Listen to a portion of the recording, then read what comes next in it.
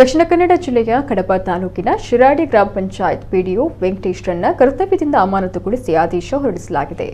ಕರ್ತವ್ಯ ಲೋಪದ ಕಾರಣಕ್ಕಾಗಿ ಸಾರ್ವಜನಿಕರು ಹಾಗೂ ಸಂಘ ಸಂಸ್ಥೆಗಳ ದೂರಿನ ಹಿನ್ನೆಲೆ ಸಸ್ಪೆಂಡ್ ಮಾಡಲಾಗಿದೆ. ಜೂನ್ 7ರಂದು ಅನ್ವಯವಾಗುವಂತೆ ಗುಂಡ್ಯಾದ ಸಾರ್ವಜನಿಕ ಶೌಚಾಲಯದ ಗುತ್ತಿಗೆದಾರ ನೇಮಕಾತಿಯಲ್ಲಿ ಕರ್ತವ್ಯ ಲೋಪ, ಅಂಗಡಿ ಕಟ್ಟಡಗಳನ್ನು ಏಲಂ ಮಾಡುವ ಸಂದರ್ಭ ನಿಯಮಗಳ ಉಲ್ಲಂಘನೆ, ಅಂಗವಿಕಲರ ನಿಧಿಯನ್ನ ನಿಯಮಾನುಸಾರ ಪಾವತಿ ಮಾಡದೇ ಇರುವುದು, ಸಿಸಿ ಕ್ಯಾಮೆರಾ ಖರೀದಿಯ ಸಂದರ್ಭ ದರ ಪಟ್ಟಿ, ಸಾರ್ವಜನಿಕ ಸಂಗ್ರಹಣೆಯಲ್ಲಿ ಪಾರದರ್ಶಕತೆ ಪಾಲಿಸದೇ ಇರುವುದು, ಕಚೇರಿಗೆ ಸರಿಯಾಗಿ ಹಾಜರಾಗದೇ ಇರುವುದು, ಕೋವಿಡ್ ನಿರ್ವಹಣೆಗೆ ಬಿಡುಗಡೆಗೊಂಡ ಸರ್ಕಾರದ ಮೊತ್ತವನ್ನು ನಿರ್ದಿಷ್ಟ ಉದ್ದೇಶಕ್ಕೆ ಬಳಸದೆ ಏಕಪಕ್ಷೀಯವಾಗಿ ಖರ್ಚು ಮಾಡಿರುವುದು, ಹೈಮಾಸ್ಕ್ ಸೋಲಾರ್ ಅಳವಡಿಕೆಯ ಕಾಮಗಾರಿಯಲ್ಲಿ ಈ ಟೆಂಡರ್ ಕರೆಯದೆ ಕರ್ತವ್ಯ ಲೋಪ, ಉದ್ಘಾಟನಾ ಕಾರ್ಯಕ್ರಮದಲ್ಲಿ ಶಿಷ್ಟಾಚಾರ ಉಲ್ಲಂಘನೆ, ವಿದ್ಯುತ್ ಇಲಾಖೆಗೆ ಪಾವತಿಸಬೇಕಾದ ಮೀಟರ್ ಡೆಪಾಸಿಟ್ ಮೊತ್ತವನ್ನು